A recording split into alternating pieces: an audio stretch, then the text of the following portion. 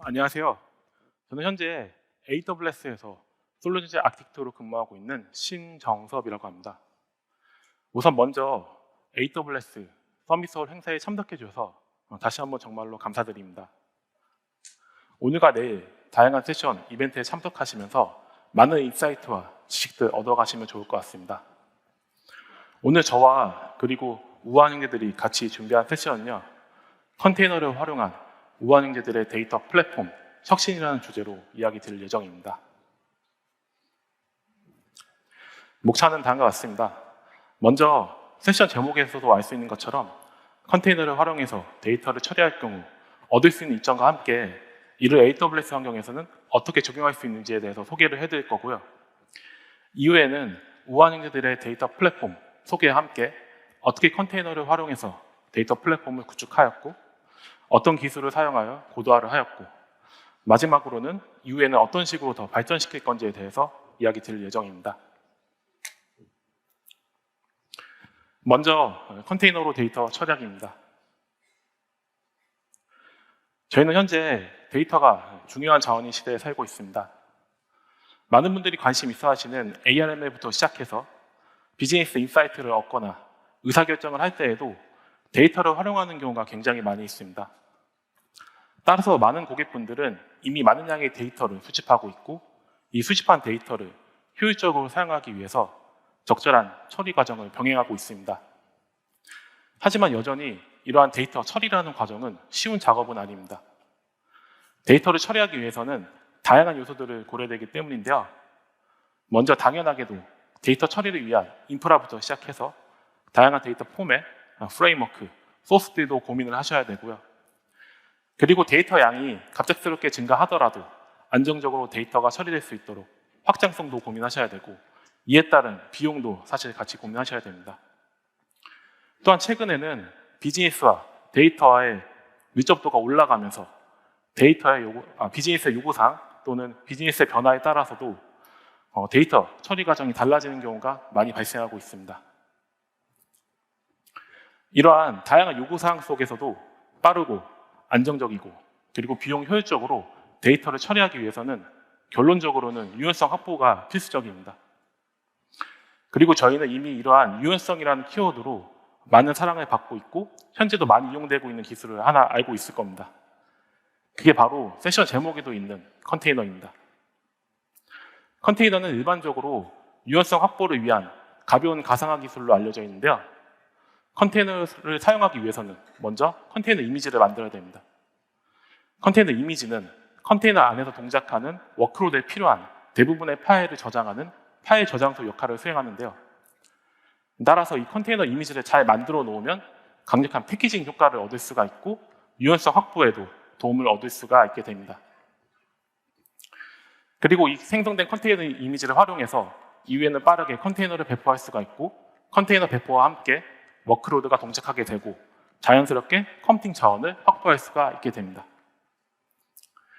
이러한 컨테이너의 이점은 그리고 비교적 쉽게 데이터 처리와도 접목시킬 수가 있습니다. 왜냐하면 컨테이너 안에서 데이터를 처리하게 되면 자연스럽게 이러한 컨테이너의 이점을 그대로 가져갈 수가 있기 때문입니다. 그러면 AWS 환경에서는 어떻게 컨테이너를 활용해서 데이터를 처리할 수 있을까요? 몇 가지 방법이 존재하지만 가장 대표적인 방법으로는 EMR on EKS가 있습니다. EMR on EKS는 이름에서도 알 수 있는 것처럼 EMR 워크로드를 EKS 클러스터 위에서 동작시키는 AWS의 서비스입니다. 즉, 스파크와 플링크와 같이 빅데이터 프레임워크 기반의 워크로드를 AWS의 관련 쿠버네티스 클러스터 위에서 동작시켜서 데이터를 처리하는 AWS의 서비스라고 이해하시면 됩니다. EMR on EKS는 몇 가지 특징을 갖는데요. 가장 먼저 하나의 EMR 워크로드는 여러 개의 파드로 또는 여러 개의 컨테이너로 쪼개져서 EKS 클러스터 위에서 분산되어 처리됩니다. 두 번째로 EMR 워크로드가 컨테이너 안에서 동작하기 때문에 당연하게도 워크로드에 필요한 대부분의 파일들은 컨테이너 이미지에 내장이 되어 있고요.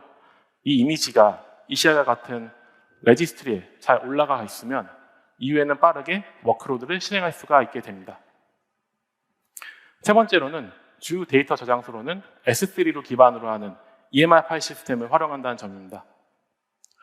아키텍처 관점에서 보면 컴퓨팅과 스토리지가 분리되어 있다는 걸 알 수가 있고요. 따라서 스토리지에 상관없이 빠르게 컨테이너 또는 파드의 개수를 늘렸다 줄였다를 반복하면서 컴퓨팅 자원도 확장, 축소를 할 수 있게 됩니다.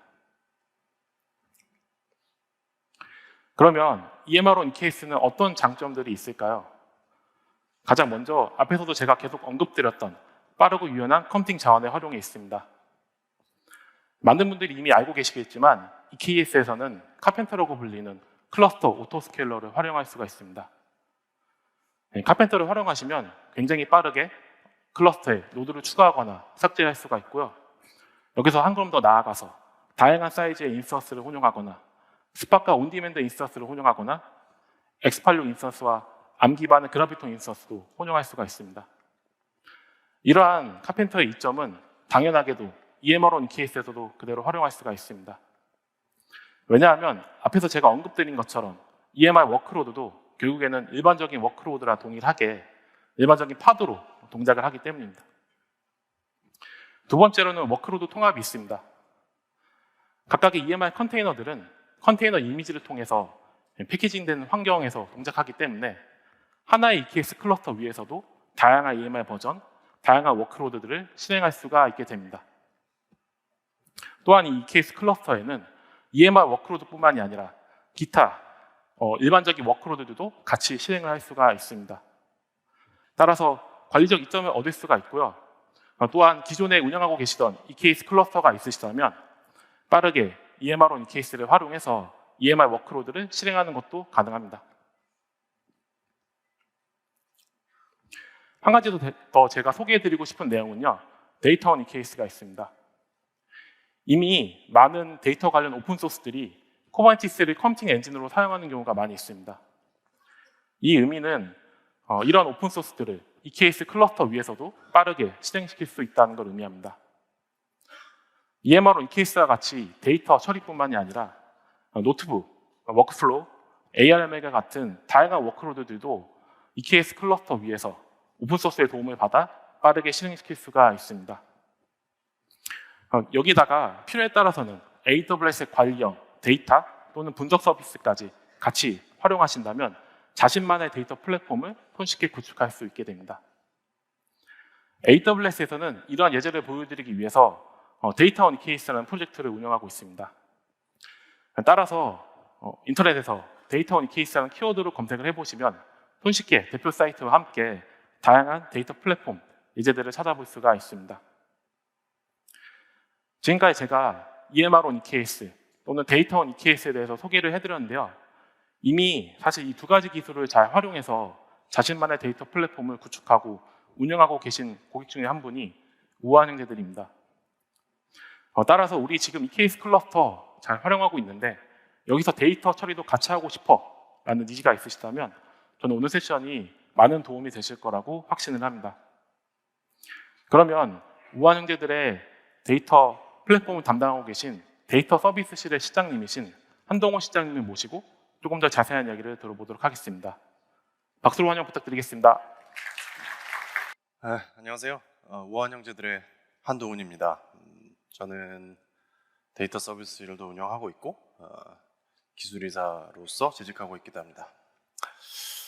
회사 뭐 다들 이름은 아시겠지만 우한 형제들이라는 회사고 문 앞으로 배달되는 일상의 행복이라는 비전을 가지고 서비스를 운영하고 있고요.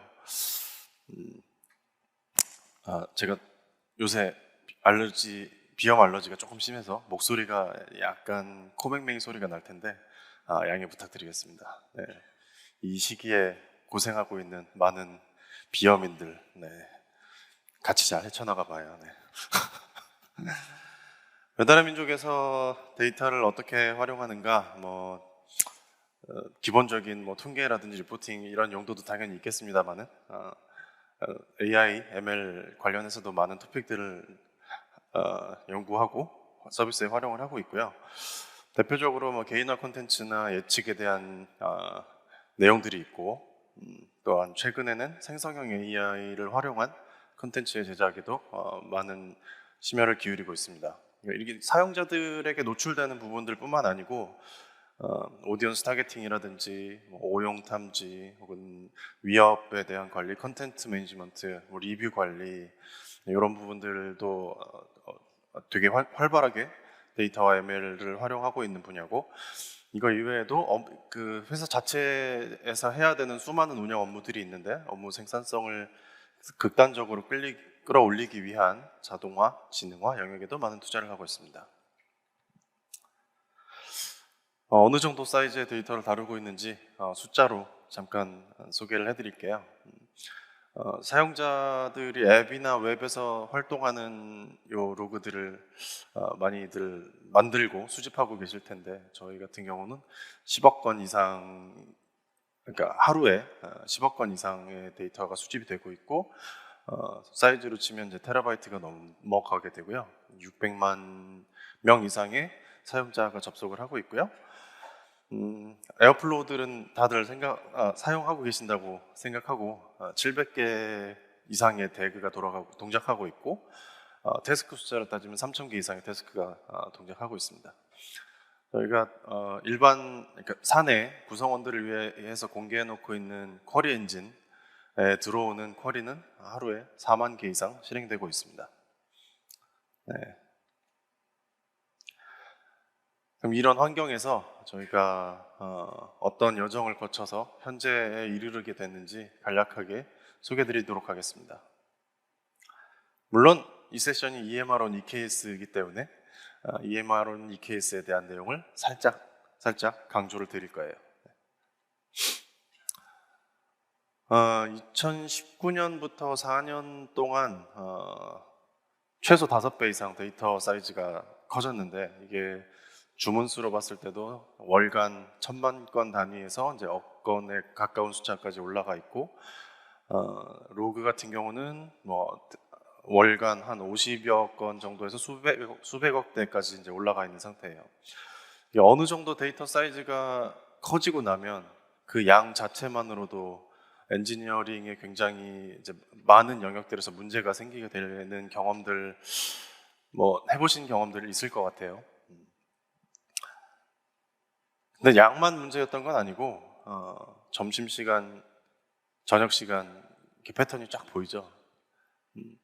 새벽 시간대에 비해서 저녁 시간 피크치로 보면 30배에서 50배에 이르는 피크치를 확인을 할 수가 있고요.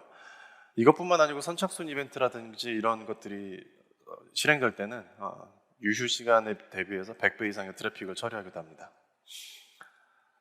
그래서 이러한 패턴을 가지는 혹은 양을 가지는 데이터를 활용함에 있어서 우리가 무엇이 문제라고, 어떤 문제들을 겪었고 무엇이 문제라고 판단했고 어떻게 앞으로 헤쳐나가려고 했었는지 말씀을 드리기 시작하겠습니다.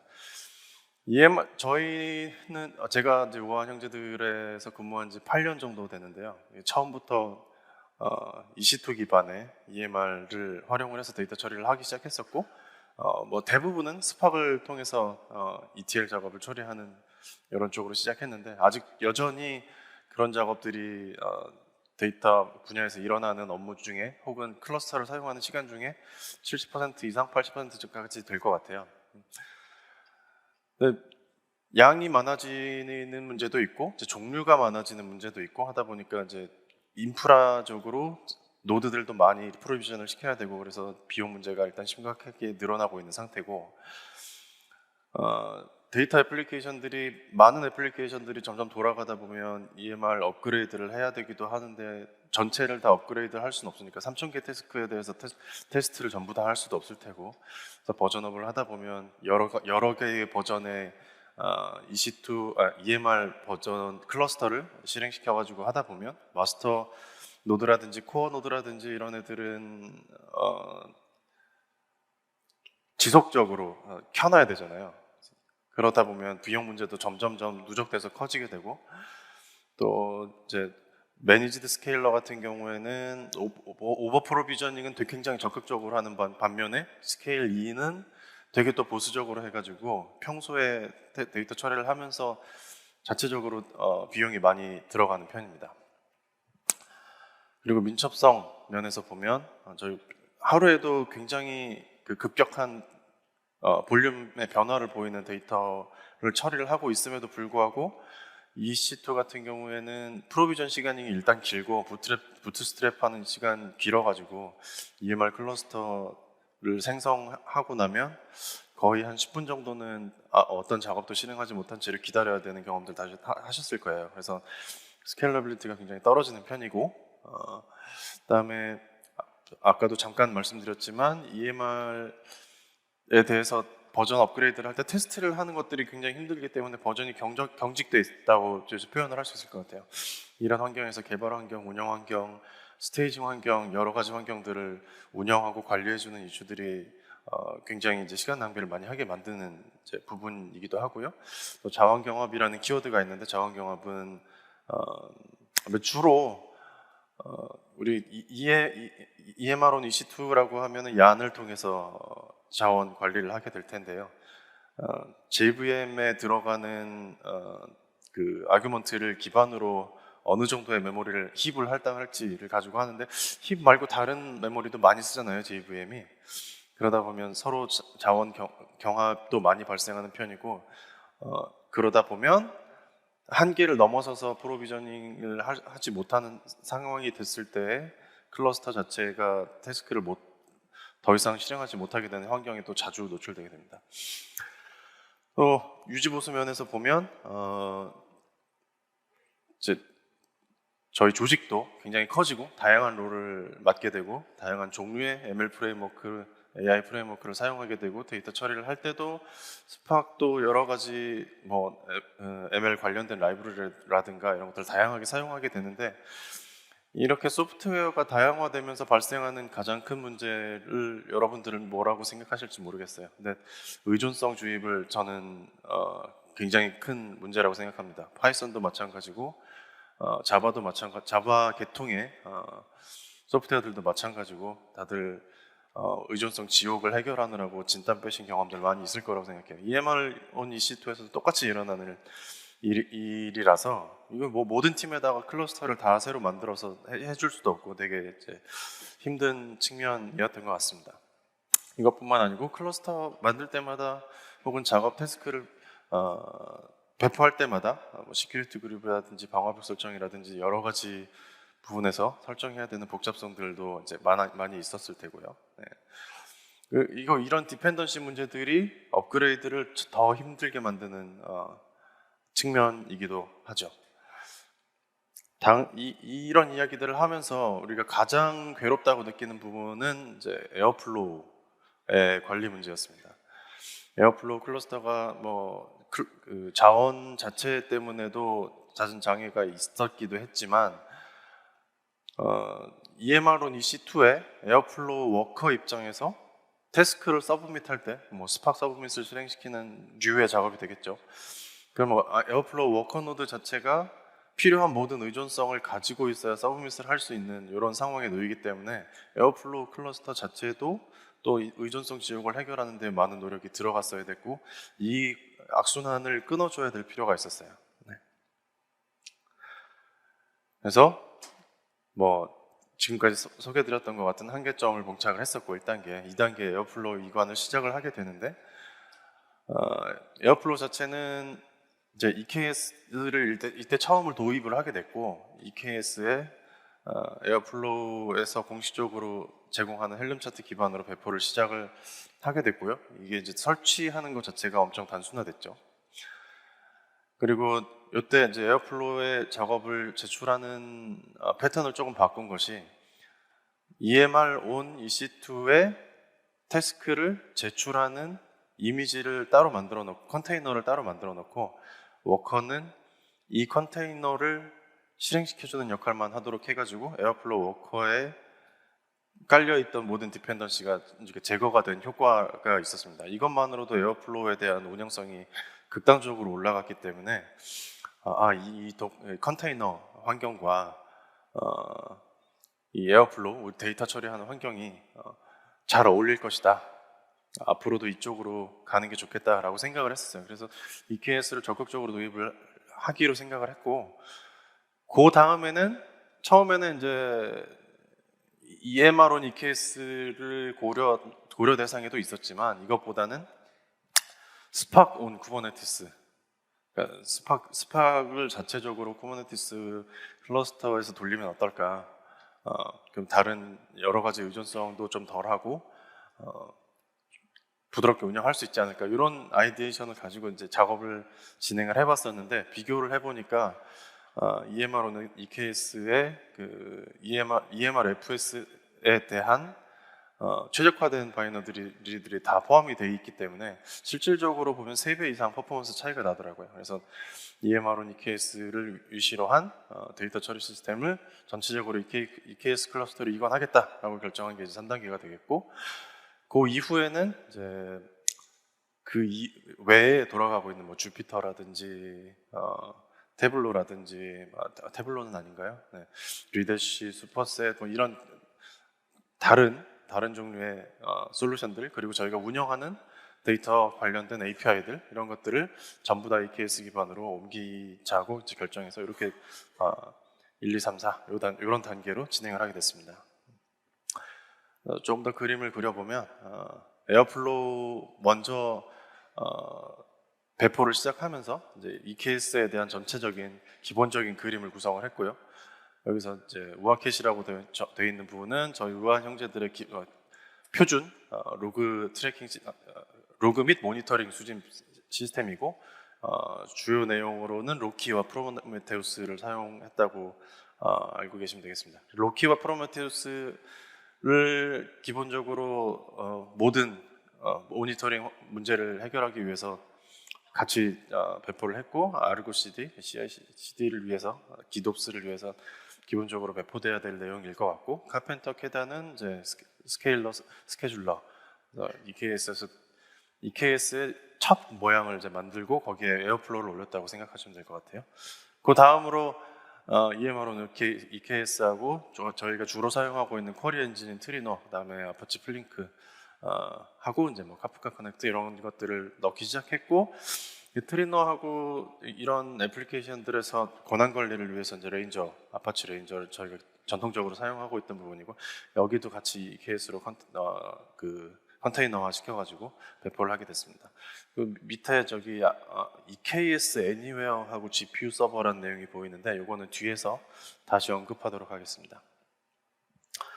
그리고 마지막 단계로 수많은 다른 애플리케이션들까지 전부 다 EKS의 단일 클러스터로 올림으로써 운영성, 저희 이제 데이터 플랫폼 팀 입장에서 운영성을 극대화시켰다, 이제 이렇게 인식하시면 될 것 같아요. 넘어가겠습니다. 그래서 EMR온 EKS를 위시로 해서 EKS 쪽으로 전체적인 이관을 해서 얻은 효과라고 하면, 기본적으로 EMR온 EKS는 버추얼 클러스터라고 보이죠. 그래서 상시 운영되는 노드가 전혀 없이 실질적으로는 이미지하고 이 설정 값들만으로 이루어진 클러스터라고 보시면 될 것 같아요. 그래서 상시 운영 노드가 불필요하기 때문에 비용 개선 측면에서 굉장히 좋아졌고, 이거에다가 카펜터나 유니콘 같은 이제 스케일러들을 도입함으로써 더더욱 미세하게 비용 개선을 튜닝을 할 수 있는 효과들을 얻었고요. 다음에 통합적인 자원 활용으로 인해서 개발하고 배포 간의 리드 타임이 굉장히 감소가 됐고, 다음에 자원 격리 측면이 이제 강력해졌다고 보는 것이 어떤 의미냐면, 이거는 뭐 도커라든지 아니면 쿠버네티스에서 기본적으로 이야기하는 내용인데, 커널 쪽에 리눅스 커널의 C그룹을 통한 이 자원 격리가 굉장히 강력하기 때문에 특정한 팟 혹은 특정한 컨테이너가 자원을 과도하게 소모한다든지, 그래서 다른 작업들에 영향을 주는 케이스들이 사실 별로 없다고 보시면 될 것 같아요. 그래서 이런 효과들을 얻었다고 보시면 되겠습니다.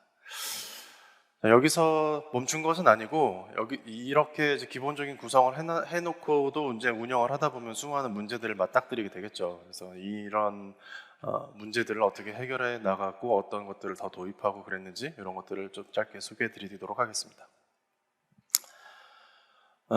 이제 스케줄러, 이제 유니콘을 왜 적용하게 되었는지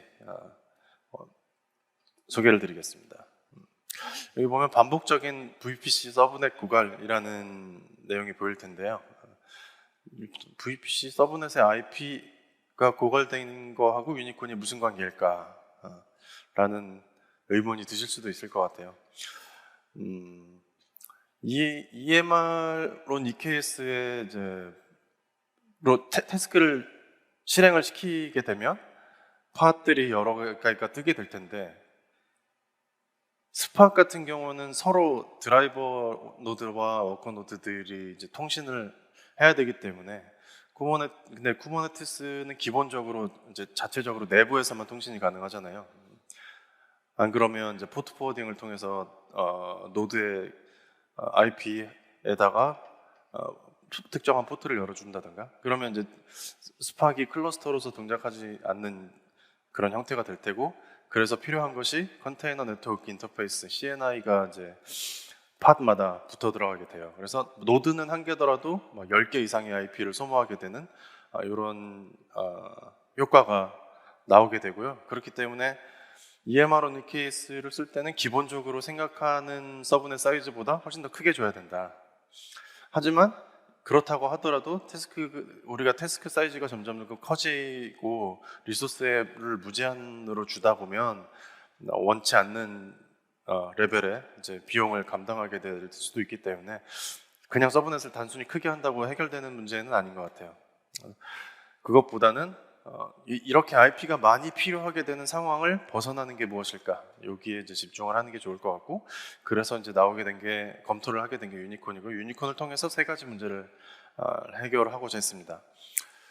첫 번째는 이제 데이터 로컬리티 문제인데요. 데이터 로컬리티가 어떤 측면의 문제냐면, 우리가 다양한 노드들을, 컴퓨팅 자원들을 활용하기 위해서 어베일러빌리티 존, 지금 1, 2, 3 있죠.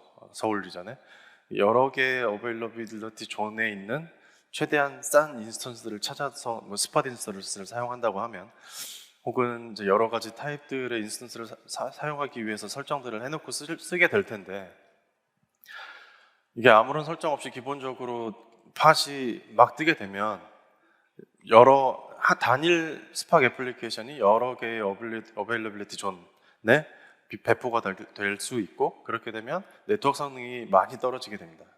그래서 작업의 속도가, 단위 태스크의 속도가, 처리 속도가 굉장히 낮아지게 되는 효과가 나기 때문에, 이거를 유니콘을 통해서 특정한 에이지로 묶어주는 제한이 필요할 경우에 이제 제한을 할 수 있고, 이런 것들을 태스크별로 이제 설정을 할 수 있기를 원했어요. 그다음에 오버 프로비전 문제가 약간 있는데, 이게 어떤 이야기냐면 뒤에 조금 나올 거기 때문에 간단하게만 언급할게요. 여유 있는 노드에도 태스크가 제대로 할당되지 않고 다른 노드가 또 할당이 돼가지고 또 그쪽에 파드시 할당되고, 이런 문제들이 조금 있었습니다. 그 다음에 요거에 이제 또 부수적인 효과로 자원 경합 상태가 또 발생을 하게 돼요. 그래서 작업을 진행하지 못하는 현상이 있는데, 요거를 조금 더 그림을 보면서 설명을 해보겠습니다. 네. 왼쪽 그림을 보면 잡 1, 2, 3, 4, 5가 있는데, 어느 것도 자원을 충분히 받지 못해서 누구도 작업을 시작하지 못하고 놀고 있는 상태를 표현하고 싶었던 거고요. 오른쪽에 있는 그림은 자원을 조금이라도 받은 태스크가 자기가 필요한 모든 자원을 할당을 받게 돼서 하나씩 해결이 되고, 그 태스크 큐가 하나씩 빠져나가는 이런 아름다운 상태를 보여드리고 싶었어요. 이런 패턴으로 스케줄링을 해주는 것이 유니콘이 지원하는 갱 스케줄링이고요.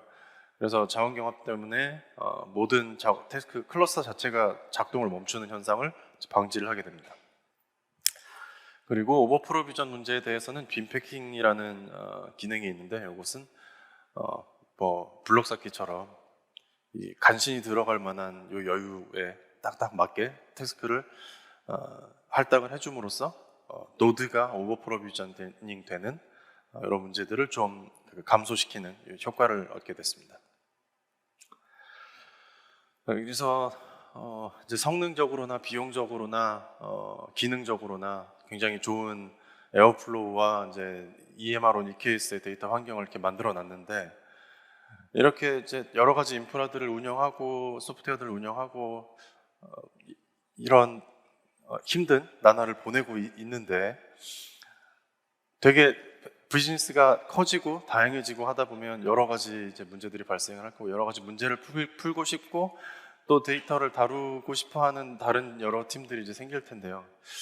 이렇게 공통으로 작업을 하다 보면 각자 사용하는 소프트웨어들도 많이 다르게 되고, 뭐 이제 실수로 권한 문제가 온전히 태클되지 않았다라고 하면 데이터이 오염되는 문제들도 많이 발생을 할 수도 있을 테고, 브랜치 전략이 불가능한 문제가 또 있는데, 이게 에어플로우를 기본 상태로 디플로이 했을 경우에 이제 문제를 말씀드리는 겁니다. 기본적으로 이제 기세 마스터 혹은 메인 브랜치를 기준으로 뭐 아마도 작업을 시작을 할 텐데, 그러면 그 마스터 노드에 설정되어 있는 태그들이 이제 떠갖고 동작을 하겠죠. 근데 내가 개발하고 테스트하고 싶은 태스크들은 어떻게 개발하고 테스트해야 될까요? 아직 테스트되지 않은 코드를 메인 브랜치에다가 커밋한 다음에 이걸 다시 배포해가지고 테스트를 하게 되면 헬이 열리겠죠. 그래서 많은 테크 기업들에서 또 막 그렇게 하고 있을 거라고 생각하지만,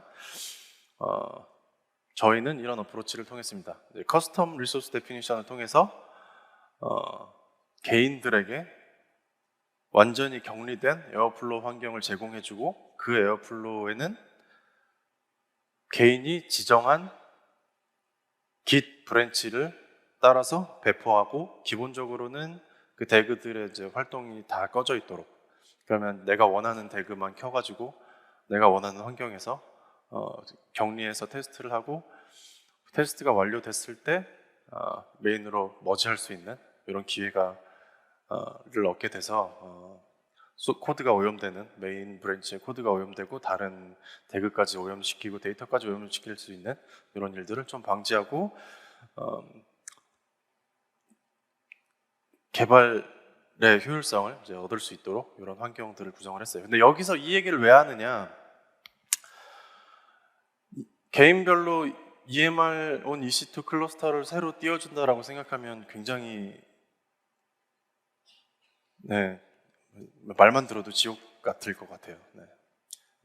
시간도 오래 걸릴 거고. 근데 말씀드렸듯이 EMR on EKS는 버추얼 클러스터이기 때문에 에어플로우에 대한 환경만 구성이 완료되면 몇 분 안에 EMR on EKS에 대한 리소스나 이런 거 생각할 필요 없이 모든 작업을 할 수 있는, 개발을 할 수 있는 환경이 완성이 된다. 그래서 제로 프로비전 타임, 이제 이게 굉장히 좋은 효과를 얻었던 EMR on EKS의 장점이라고 보시면 되겠습니다. 근데 EMR on EC2에서 작업을 제출하던 패턴하고 EMR on EKS를 사용하면서 작업을 제출하던 거하고 이제 패턴이 많이 다르기 때문에 기존에 우리 태스크를 개발하던 그 데이터 애플리케이션 개발자들이 이쪽으로 마이그레이션을 하는 데에는 나름대로의 그 러닝 커브가 있었고, 또 부침이 있었어요. 그래서 이런 부침을 극도로 감춰서 새로운 환경에 적응시키는 데 굉장한 도움을 주고 싶었고, 그래서 데이터 플랫폼 팀에서 그 EMR on EKS의 디테일이 완전히 감춰져 있고, 작업 자체에 설정해야 될 기본적인 내용들만 설정하면 되는 정도의 이제 에어플로우 오퍼레이터를 개발을 해가지고 배포를 해주셨고요. 그 다음에 우리가 그 ETL 혹은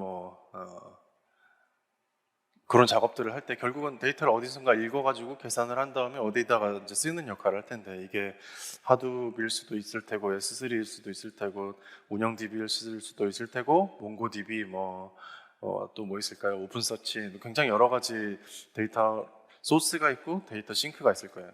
이 페어들을 여러 가지를 디테일들을 다 연구하면서 만들어낸다는 게 또 개발자들 입장에서 시간 낭비적인 반복적인 일들이기 때문에 이런 데에 관련된 오퍼레이터들도 커넥션 포인트만 지정하면 웬만한 한 작업들이 읽어드리고 이제 적재하는 작업들이 효율적으로 진행될 수 있도록 개발해 놓은 수많은 오퍼레이터들을 같이 이제 제공을 하게 됐습니다. 그래서 결과적으로 하고 싶은 이야기는 이제 환경에 맞는 오퍼레이터들을 이제 제공함으로써 공용 클러스터의 사용성이 극대화될 수 있다. 네, 그리고 이제 EMR-on EKS가 되면서 이제 새로 들어온 내용이라고 보시면 될 것 같아요. 이거는 사용자 측면이 아니고 이 클러스터를 관리하는 측면에서 말씀을 드리는 겁니다. 잡 템플릿 API라는 것이 생기면서 요 위에 박스에 보이는 수많은 설정 내용들, 이게 이제 EMR-on EKS의 버추얼 클러스터의 그 데피니션이라고 보시면 될 것 같아요. 이것들이 코드나 설정 파일로서 존재하게 되면 이거에 대한 관리 문제가 또 심각한 문제로 떠오르게 됩니다. 뭐 한 글자씩 틀리다든지, 뭐 패스를 조금 잘못 썼다든지 이런 것들 문제가 많이 발생하고, 이렇게 글자 수가 많은데 글자 수 하나 틀린 거 찾아내기 되게 힘들겠죠. 이거 온전한 상태의 설정 값을 그 잡 템플릿으로 등록을 해놓고 잡 템플릿 아이디만 지정을 하고, 또 이제 꼭 오버라이드 해야 될 값들 몇 가지만 지정을 해주면 사용할 수 있는 형태로 이제 단순화가 되었기 때문에 이 AWS에서 제공하는 이 잡 템플릿 기능이 EMR-on EKS 관리를 하는데 굉장한 도움을 준다라는 말씀을 드리고 싶었습니다. 네. 그리고 이제 EMR-on EKS의 특징 중에 계속 말씀드리고 있지만 버추얼 클러스터라는 게 이 오버 프로비저닝 되는 오버헤드가 거의 없기 때문에 다양한 버전의 EMR 클러스터를 동시에 운영하는 것이 굉장히 손쉽고 이게 자연스러운 일이라는 걸 말씀드렸을 텐데, 그렇게 되다 보면 모니터링 환경을 구축하는데 상당한 어려움을 겪게 될 거예요. 왜냐하면 다 이제 다른 리소스들을 쓰게 될 테니까. 그래서 중앙 집중적으로 스파크의 작업의 히스토리를 볼 수 있는 별도의 스파크 히스토리 서버를 구축을 해서 이쪽으로 히스토리를 전부 다 몰아서 볼 수 있도록 한 환경을 구축을 했었고, 그다음에 이 태스크들이 어떤 리소스들을 얼마나 사용하고 있는지, 현재 작동 상태는 어떤지 이런 것들을 일목요연하게 볼 수 있도록 하는 매트릭 시스템을 구축을 해서 이것만 보면 내가 뭐 2기가 코어 2개짜리에다가 뭐 2기가 메모리를 조그 태스크를 돌렸는데 메모리를 반도 안 쓰네? 이런 거 최적화하는데 굉장히 쉬운 이런 매트릭들을 제공을 하게 됩니다. 그리고 이제 당연히 이제 이미지 기반의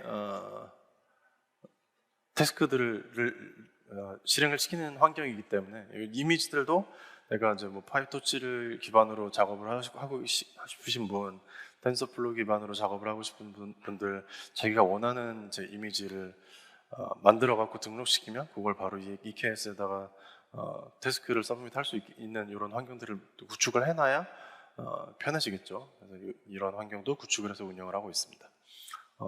필수적인 부분이라고 생각해요.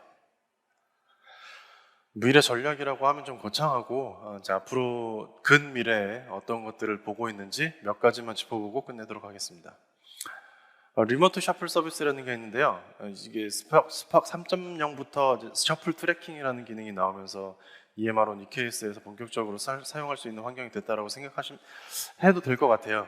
네, 이게 어떤 특징을 가지고 있냐 하면 셔플 데이터를 보유하고 있는 노드를 이그제큐터를 종료하지 않고 이 셔플 데이터 사용이 끝날 때까지 기다려줌으로써 어느 정도의 셔플 기능을 현재 확보하는 기능인데, 이거 여전히 비효율적입니다. 비효율적인 거의 주요 원인은 우리가 그 클러스터, 그러니까 그 AWS 같은 클라우드 프로바이더에서는 어떤 타입의 노드이냐가 굉장히 퍼포먼스에 중요한 역할을 하게 될 텐데요. 이게 컴퓨트 노드냐, 네트워킹 노드냐, IO 인텐시브 노드냐, 아니면 디스크가 로컬로 많이 붙어 있는 노드냐, 뭐 예를 들면 이런 타입들이 있을 거예요. 근데 이제 셔플 서비스라는 거는 정보가 집중됐다가 흩어지는 역할을 하기 때문에 IO 성능이 극대화되어 있는 이 노드에 셔플 서비스가 동작하는 것이 굉장히 중요한 이슈이고, 이런 것들을 해주는 것이 아마존에서 조만간 나올 거예요. 현재는 인큐베이팅 단계이기 때문에 이게 안정화되면 저희도 도입을 해서 사용을 해볼 예정입니다. 인플레이스 팟 리소스 리사이징이라는 거는 태스크의 리사이즈 없이 메모리 프레셔가 강한 환경에서 다이나믹하게 이 파드의 사이즈를 조정을 해줌으로써 에러를 방지하고 또한 스테이지가 다시 실행됨으로써 발생하는 시간적인 낭비를 막아주는 이런 기능이라서 이것도 도입할 예정입니다. 그리고 엔터프라이즈 환경에서 아마 AD, 액티브 디렉토리 혹은 LDAP 많이 사용하고 계실 텐데요. 우리가 EMR에서 LDAP의 사용자나 뭐 그룹 정보들을 통해서 그 권한 관리, 뭐 테이블, 스키마, 뭐 컬럼에 대한 권한, 그 접근에 대한 권한 관리를 제대로 할 수가 이제 없는 게 굉장히 큰 문제로 다가오고 있어요. 일반 사용자들에게는 트리노라는 쿼리 엔진을 저희가 아파치 레인저와의 복합 환경으로 제공을 하고 있기 때문에 여기서는 문제가 없는데 데이터 애플리케이션을 개발하는 개발자분들이라든지 뭐 특정한 케이스의 소프트웨어들끼리의 통신의 경우에 이 스팍이 제대로 된 권한 관리를 할 수 있는 방법이 좀 없는 편이라서 레이크 포메이션에서 이 LDAP과의 상호 운용성을 제공을 하고 있고 EMR-on EKS에서도 레이크 포메이션이 지원 기능으로 들어갈 예정입니다. 이렇게 되면 좀 더 온전한 엔터프라이즈 환경의 권한 제어에 도움이 될 것이다. 그리고 EKS 애니웨어는 IDC의 온프레미스에 있는 자원들을 EKS 클러스터로 같이 이제 활용을 할 수 있는 개념이라고 보시면 될 것 같아요. 저희가 이 코로나 시국에 GPU가 싹 말라서 우리 아마존에서도 GPU를 원하는 만큼 사용할 수 없는 환경에 놓였던 경우가 많을 거예요. 그 시절에 저희도 A100 GPU를 도입을 했었고 IDC 그 자원들을 저희가 그 상시 운용하는 태스크들에서 다 같이 활용하기 위해서 EKS 애니웨어를 디플로이 해놓고 그 하이브리드 클라우드라고 하죠. 하이브리드 클라우드 형태로 운영을 하고 있습니다. 앞으로는 네트워크 성능은 중요하지 않지만 CPU 성능이 중요하고 CPU 성능과 더불어서 GPU를 필요로 하는 태스크들을 이 하이브리드 클라우드 상에서 운영을 할 수 있도록 진흥화시킬 계획입니다. 정리하자면 EMR-on EKS가 민첩성을 많이 확보하게 해준다. 비용도 세이브할 수 있게 해준다. 그리고 운영성이 굉장히 극대화되기 때문에 좀 감초는 아까 이제 오퍼레이터를 많이 만들어가지고 그 러닝 커브를 감추고 많은 팀들이 공통 환경을 사용할 수 있도록 더 쉽게 사용할 수 있도록 이런 환경을 만든다고 말씀드렸었는데 이렇게 함으로써 많은 데이터 관련 작업을 하고 싶은 팀들이 좀 더 쉽게 데이터 애플리케이션을 만들고 배포할 수 있는 환경을 만듦으로써 전사적인 데이터 기반 의사결정 활성화에 도움을 줄 수 있었다. 라고 하면서 저의 오늘 코맹맹이 소리를 내는 발표를 마무리하도록 하겠습니다.